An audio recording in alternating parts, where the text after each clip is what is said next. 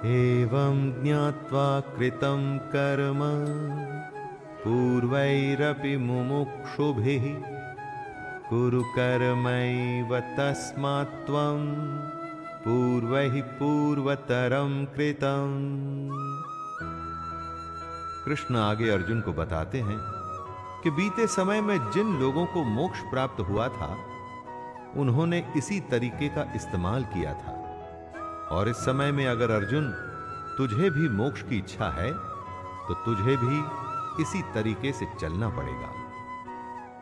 कृष्ण पूर्वजों के तरीके को समझाते हुए अर्जुन से कह रहे हैं दोस्तों कि उससे पहले भी कितने ही लोग निष्काम कर्म को समझ ईश्वर को प्राप्त हुए थे।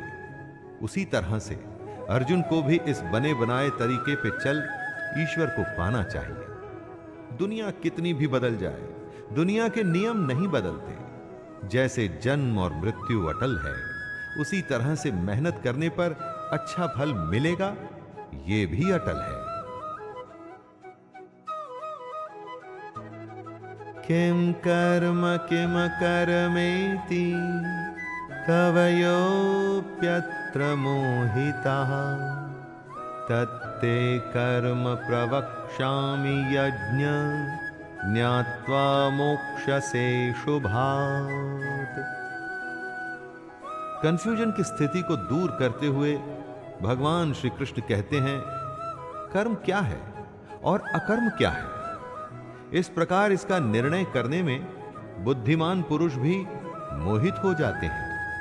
इसलिए वह कर्म तत्व मैं तुझे भली भांति समझाकर कहूंगा, जिसे जानकर तू अशुभ से अर्थात कर्म बंधन से मुक्त हो जाएगा।